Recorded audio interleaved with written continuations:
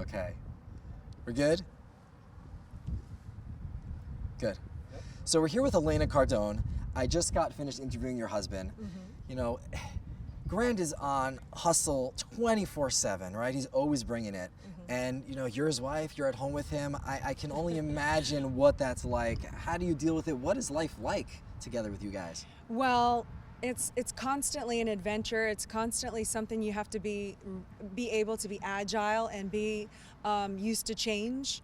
Like anyone who's set in a fixed way of this has to go this way and they can't adjust to anything else is not going to do well around Grant. You have to be able to adapt to the environment and move and change and just adapt. So sometimes that's challenging. You know, you always have to be ready. Everyone has to be on guard 24/7 because you never know what you're going to get with him. He's very unpredictable, Yeah. you know, and he expects everyone, but mostly himself, to be extremely competent. So he expects and demands that of everybody else. And as his wife, that can sometimes be challenging also, because I Yeah. just want to be like, dude, chill. At the same time, I think he's met his match because I think the type of person that can deal with a person like that is slightly more insane. Oh, yeah? Yeah. Okay. So one thing that I ask myself is like, you know, Grant's online all the time. He's on social media. You know, we get to see into your apartment in Miami. We get to see life all the time. And how do you deal with him being focused all the time on business and growth?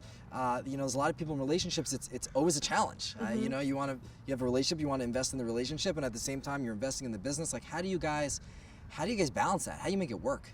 Well, because we're on the same page and we have the same goals. You know, we actually sat down and wrote our goals together as a couple.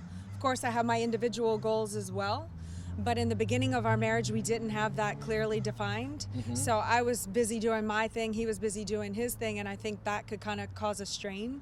But once we actually figured out that we have couples goals and a bigger picture, and I support his dreams, he supports mine, and ours together. So him being always on social media, I'm the one who put the demands on him. I don't know if you know this. I'm No. the one, yeah. Yeah. Oh, this is getting good. Yeah, I told him one day, you need to become a billionaire, you know, and I said it kind of like that. I didn't take into consideration that I'm talking to a man who works 24/7 for his wife and his kids, and he really was upset about that because it's easy for me to say, but he's the one who has to hammer and push and shove and keep going, and he felt like he had already given so much. Why am I putting this incredible burden on him? Mm-hmm. And then once I got him to see what I wanted him to see, which is that I'm his biggest fan and I believe in his material. I mean, I swim in the Kool-Aid. Like I know he has material that can change lives and has changed lives. And so for him to be selfish and withhold that from the rest of the world is greedy. Wow. Not becoming a billionaire is greedy. Because him becoming a billionaire equals he's exchanged with that many people. The masses have to know who he is in order to attain $1 billion. And if he did that, then he will have made a difference and a dent and a mark on this planet. So that was what our goal is. We want to reach 8 billion people. Is it an unrealistic goal? Absolutely. But that's what we need to keep us focused. And I personally want to keep him so focused on goals that big because a man with, how you say, well, you know, without much energy and ferociousness is what I say. If I don't have him busy on humongous targets, I become the target and he will devour me. You know, it's not many people can go up against him. You have to be tough, you know? And so I just found a way. I'm like, here's what you're supposed to do. Go in that direction and I'll stand right by your side and do this with you. You know, let's go, you know? Wow. So we're very, you know, it's not always easy.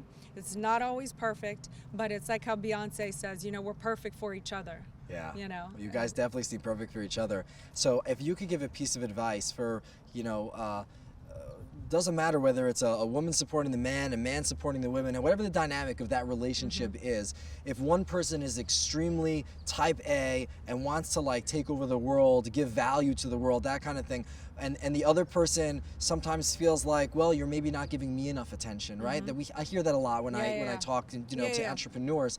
So what kind of advice would you give either to the type A, ferocious personality, or the person who is in the relationship that just loves the other one so much that they just want more of their time? Yeah.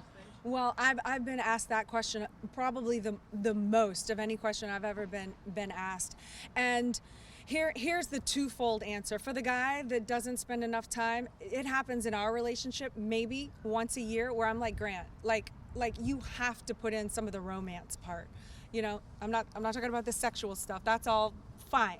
But the romance, I am a woman. I want freaking romance. Like I can't freaking deal anymore, and then he kind of gets that he has to step it up in that area, and he'll do whatever, and then I'm good for a year, so that's my note to the people. You have to pay attention. If you have a woman or a man that supports you and they really don't demand a lot of you, like, step up. Like, I know you do a lot, but if it makes her or him happy, do it. It's not going to kill you. On the other side, which I think happens more often than not, I think people demand too much time from the other person because they're not doing enough. I made the same mistake in the beginning of our marriage, and I never told Grant, stop working, you work too much. Those words never uttered my mouth because I was a workaholic and I never wanted a guy to control me or tell me to stop, so I never did that. However, he has a twin brother, and at the time, who lived 10 houses away. And I was a brand new newlywed, and what did he want to do? He wanted to play Xbox with his brother until 10 o'clock at night. And I went, I was losing my mind. I wanted him to be with me, But then I tried to guys, you got to, I tried to demand the time. It got worse. Then it was 12 o'clock. Then it was 1 o'clock in the morning. I was convinced they were in a conspiracy to drive me insane.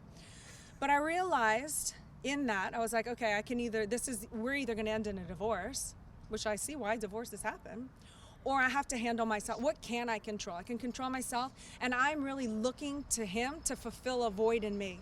And that's when I really just started to look at my own interest and what I could do to really make myself happy. And then that's when I really focused on really becoming an asset to myself and to us, and how can I arm myself with so much value that he, wants to be with me, or the community wants me or depends on me. And that's when I started doing all this work on myself. So it didn't matter whether he was out with his brother. I was exhausted at 10 o'clock at night. I was like, I am done, Yeah. So that's what I would say. Like, if you're one of these people, you're not spending enough time with me. Y'all are playing way too small of games. You've got to get bigger games. Like, how can you help the community? How can you help your parents? How can you really contribute? You need resources. You need finances in order to do that. You need to get on the same page and really build up reserves with one another. To stop playing this normal, get out of that normal game, that mediocrity, that, this is what we're supposed to do. We're supposed to sit and hold hands and watch the TV show and we're in love. I mean, is that really the game? Is that really the game? Is that the legacy you want for yourself? I mean, for some people it is, but if the strong A type is with that person, they're probably not right for each other. Because that person just wants a normal life, and there's nothing wrong with that. There's nothing wrong with that. But if that person wants an extraordinary life, you have to work and create greatness together, and that comes with some sacrifice, and it comes with some growing pains and some give and some take, Yeah, that was really deep. I really appreciate that. And there's going to be tons of people. I mean, this has been an interview like I've never had before. So thank you so much for getting deep. And first of all, you're talking about, an idol of mine, Grant, just someone I just really, I appreciate all the wisdom he shares. And now to be able to say from your perspective, you guys are like giants. So thank you so much for sharing this with us. And let's get back to the event. This is awesome. Awesome. That was